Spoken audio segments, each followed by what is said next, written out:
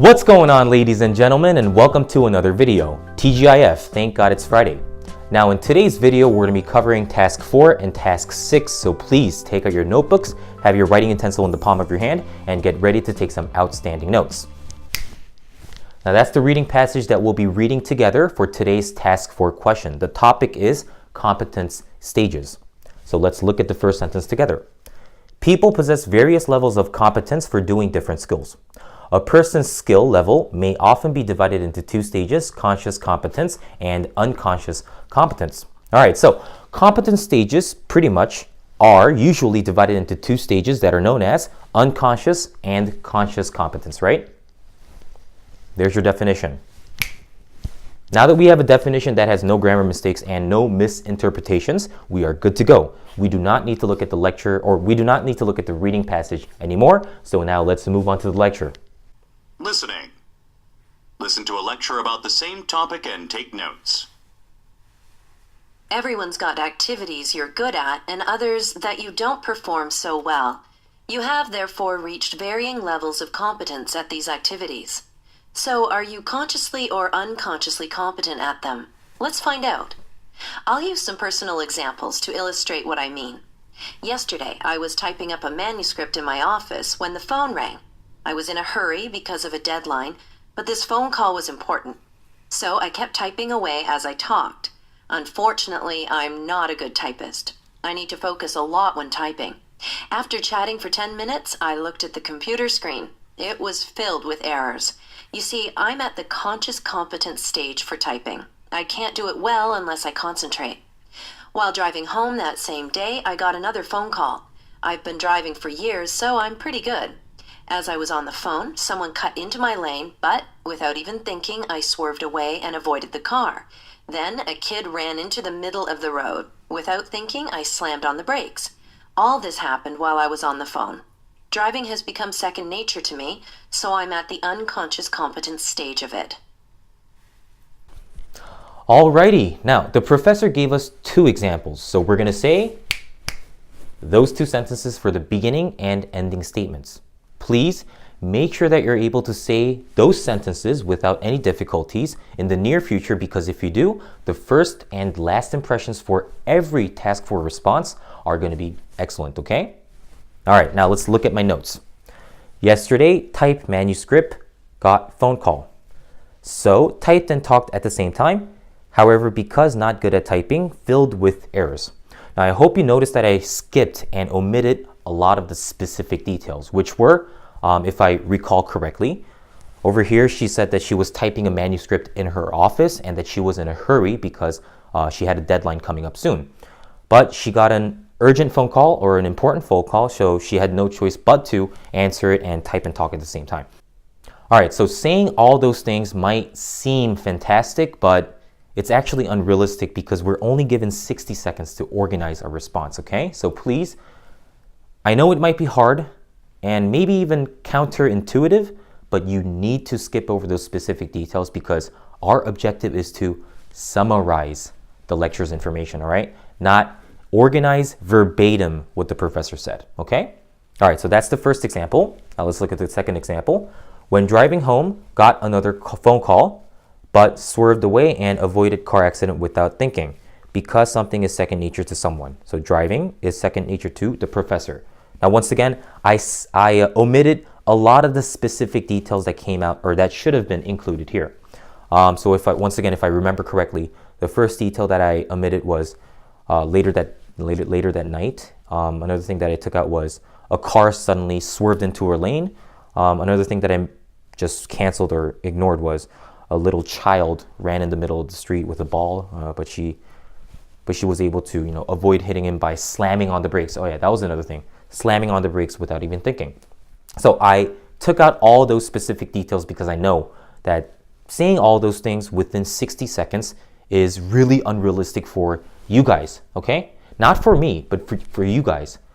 Because if I really do give you a sample response that I'm completely satisfied with, you're going to get the wrong idea. You're going to think that TOEFL speaking is way harder than it actually is, all right? So please, skip over those specific details. Make the task 4 question much easier on yourselves. Trust me. All right, now let's count the number of sentences. 1, 2, 3, 4, and 5. The last one is pretty long. So lengthwise, I'm going to say that this is 6 sentences from the lecture. Now let's see how I do. In the lecture, the professor elaborated on a couple of different examples to explain the concept of competence stages. To begin with, yesterday, the professor was typing a manuscript when she got a phone call. Consequently, she decided to type and talk on the phone at the same time. However, because the professor is not that good at typing, she noticed that her manuscript was filled with errors by the time she was done with the phone conversation. In addition to this, when the professor was driving home, she got another phone call. But she was able to swerve away and avoid a car accident without even thinking, due to the fact that driving is now second nature to the professor.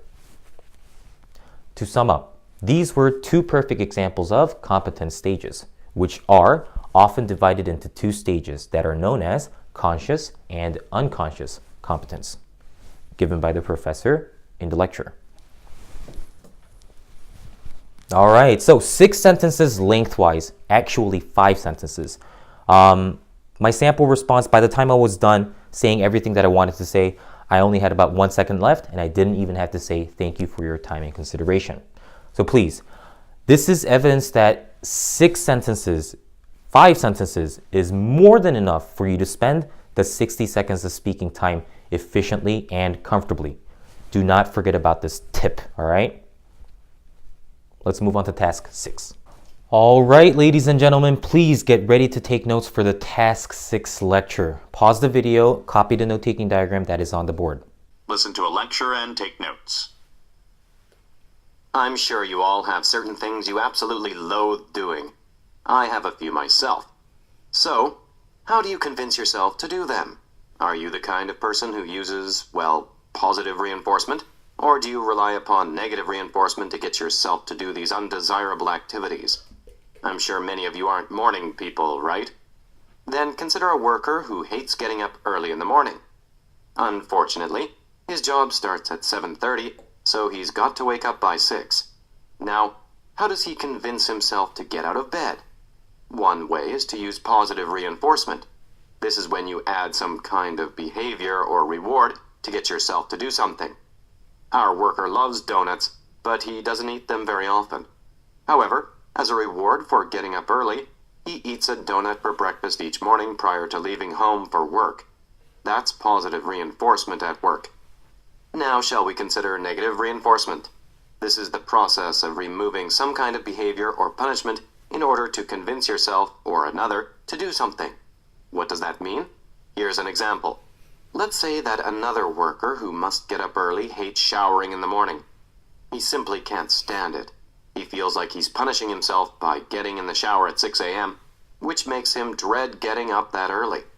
Well, by using negative reinforcement, he takes a shower at night before going to bed. That removes a behavior he dislikes in the morning, thereby making it more likely that he'll get up out of bed and go to work. All right, now I think we got lucky because this task 6 lecture has a topic, which is positive and negative reinforcements. It's plural, so we're going to say exactly work, all right?